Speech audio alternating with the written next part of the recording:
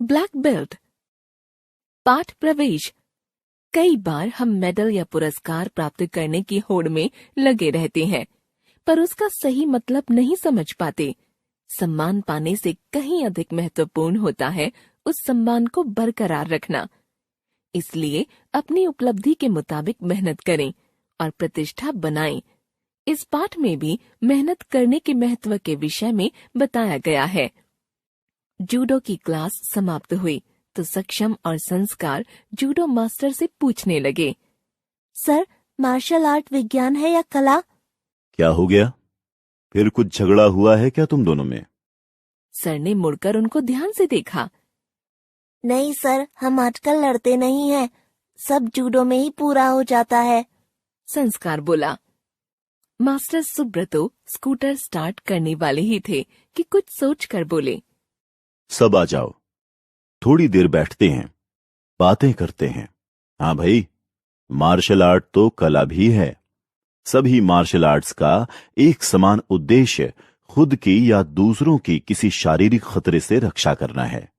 अब तो यह अपने मूल रूप से अलग हो खेल बन गया है।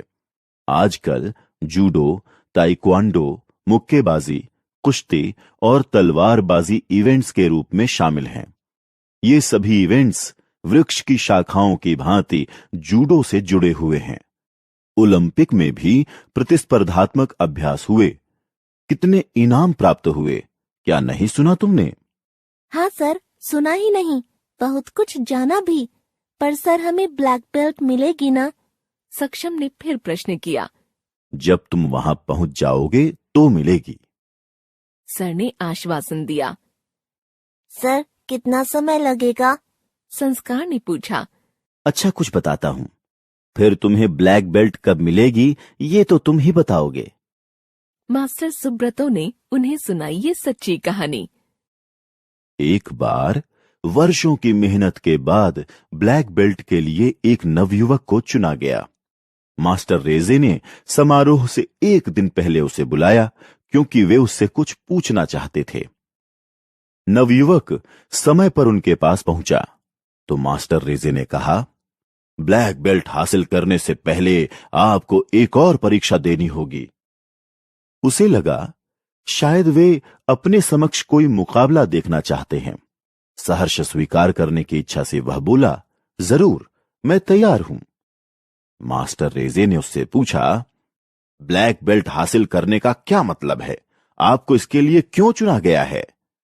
नवयुवक ने उत्तर दिया, मेरे कठोर परिश्रम का इनाम है मेरी यात्रा का अंत। मास्टर रेजे उसके उत्तर से संतुष्ट नहीं थे। उन्होंने कहा, अभी आप ब्लैक बेल्ट पाने के अधिकारी नहीं हैं, 1 साल बाद आना। वास्तव में मास्टर रेजे उसे पूरी तरह परखना चाहते थे कि इसमें आत्मनियंत्रण, दृढ़ संकल्प और एकाग्रता की विशेषता उत्पन्न हुई है या नहीं। यह परिस्थितियों के अनुरूप प्रतिक्रिया व्यक्त करता है या नहीं। नवयुवक ने अपना प्रयास जारी रखा। अगले वर्ष वह पुनः मास्टर रेजे से मिला। उन्होंने फिर से वही प्रश्न दोहराया, ब्लैक बेल्ट प्राप्ति का असली मतलब क्या होता है? नवयुवक बोला, यह एक कला में सबसे बड़ी उपलब्धि पाने का प्रतीक है। मास्टर रेजे उसकी तरफ ध्यान से देखते रहे, प्रतीक्षा करते रहे। उन्हें लगा कि यह अभी और भावनात्मक अभिव्यक्ति के फलस्वरूप कुछ कहेगा, क्योंकि मार्शल आर्ट्स में व्यक्ति खुद के बारे में सीखता है, केवल क्षमताओं में ही नहीं बल्कि सम्मान और न्याय की भावना में सुधार होता है। पर युवक शांत रहा तो उन्होंने कहा, अभी और तैयारी की आवश्यकता है। अगले साल फिर युवक मास्टर रेजे के सामने उपस्थित था। उन्होंने वही प्रश्न दोहराया, ब्लैक बेल्ट हासिल करने का मतलब क्या है? नवयुवक आत्मविश्वास पूर्वक बोला, ब्लैक बेल्ट आरंभ है एक कभी न खत्म होने वाली यात्रा का, जिसमें अनुशासन है, कठोर परिश्रम है और हमेशा सर्वोत्तम मापदंड छूने की लालसा है। मास्टर रेजे प्रसन्न हुए और बोले, बहुत बढ़िया, तुम अब ब्लैक बेल्ट पाने के योग्य हो। तुम इस सम्मान को ग्रहण करो और अपने काम में लग जाओ। सक्षम और संस्कार मास्टर की बातें ध्यान से सुन रहे थे। उन्हें भी ब्लैक बेल्ट की महत्ता समझ में आ गई थी। मास्टर ने कहा, शिखर पर पहुंचना शिखर पर बने रहने से आसान होता है। हमें चाहिए कि हम अपनी उपलब्धि के मुताबिक और भी कड़ी मेहनत करें और अपने सम्मान की प्रतिष्ठा बनाए रखें।